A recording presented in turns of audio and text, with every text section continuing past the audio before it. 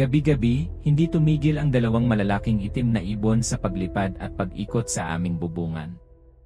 Hanggang alas 4 ng madaling araw, maririnig ang hampas ng kanilang pakpak at ang tila bulong ng hangin na malamig at mabigat.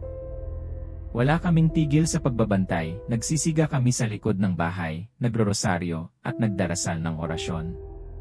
Minsan, pati ang mga tanod na nagroronda ay naawa at nakisama na rin sa amin dahil gabi-gabi halos wala kaming tulog. Isang gabi, ang kapitbahay naming si Rhoda, na kilala sa paglalakad-lakad sa tabing dagat tuwing gabi, ay nakakita ng kakaiba. Bandang alas 8, nakita raw niya ang isang lalaking ubod ng itim ang balat, tumatakbo papuntang dagat. Ngunit sa isang iglap, ang lalaking iyon ay nagbagong anyo, naging isang malaking ibon, at lumipad palayo sa dilim. Sa matinding takot, tumakbo si Rhoda pabalik sa kalsada at ikinuwento agad sa amin ang kanyang nakita. Dalawa kong pinsan ang naglakas loob na puntahan ang lugar dala ang flashlight.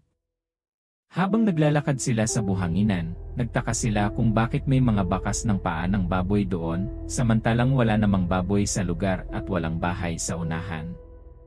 Sinundan nila ito hanggang sa unti-unting nagbago ang mga bakas, mula sa paa ng baboy ay naging bakas ng paa ng aso. Nang makita nila yon, nanindig ang balahibo nila at dali-daling tumakbo pabalik sa amin sa sobrang takot. Kinagabihan din iyon, pansamantala kaming lumipat ng bahay para makatulog ng maayos si Rika. Naiwan si Mama sa bahay para magbantay, nag-aalala na baka may magnanakaw na umaaligid. Ngunit 10 oras ng gabi, bigla na lamang siyang tumakbo papunta sa tinutulugan naming bahay, nanginginig at halos hindi makapagsalita. Sabi niya, isang malaking ibon ang biglang pumasok sa loob ng aming bahay. Hindi niya alam kung saan nanggaling at paano nakapasok.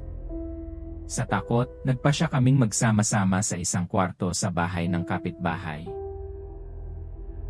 Kinabukasan, bumalik kami sa bahay dala ang mga tinik na halaman. Pinaikot namin ito sa buong paligid, umaasang iyon na ang magiging proteksyon namin. At totoo nga, nung gabing iyon, mahimbing ang tulog ni Rika. Wala siyang lagnat, wala ring iyak. Inakala namin tapos na ang lahat. Ngunit bandang hating gabi, bigla siyang sumigaw at umiyak ng napakalakas. Agad ko siyang niyakap at doon ko naramdaman ang hindi ko pa kailanman naranasan. Ang buong katawan niya ay nag-aapoy sa init ng lagnat, halos hindi ko mahawakan, ngunit ang kaliwang palad niya ay singlamig ng yelo.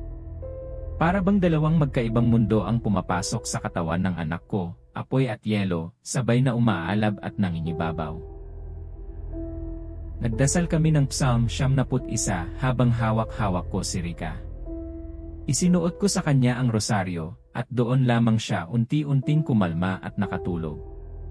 Ngunit nang lumabas ako ng bahay, muli kong nasilayan ang malaking ibon na umiikot sa bubungan namin. Napagtanto kong nakalimutan kong magsindi ng apoy, kaya't muling bumalik ang nilalang na yon. Kinabukasan, isang kaibigan ko ang bumisita. Nahabag siya sa aming kalagayan at nagpa siya ng umuwi muna sa Siargao. Ngunit bago siya umalis, may ibinahagi siyang kakaibang bagay. Kukunin ko ang buntot ng pag-isa amin. Sa Siargao, napatunayan na nitong kayang pumatay ng aswang. Malakas ang kamandag nito. At doon nagsimula ang panibagong pag-asa, ngunit kasabay din ng panibagong takot. Kung buntot ng pagi ang kailangan para lumaban, ibig bang sabihin, totoo ngang aswang ang bumabalik-balik sa aming bubungan? Isang araw lang nanatili ang kaibigan ko sa amin. Pagbalik niya mula Siargao, dala na niya ang buntot ng pagi. Sabi niya, sa kanilang lugar ay napatunayan ng kayang lumaban ito sa mga nilalang ng dilim. Kinagabihan, maingat kong itinabi ang buntot ng pagi sa higaan ng anak kong si Rika. At sa unang pagkakataon matapos ang napakaraming gabi ng bangungot, mahimbing siyang natulog. Wala ni isang lagnat, wala ring iyak na nakapupunit ng hating gabi. Tahimik. Payapa. Halos maiyak ako sa sobrang pasasalamat. Pakiramdam ko ay muling bumalik ang normal na buhay namin.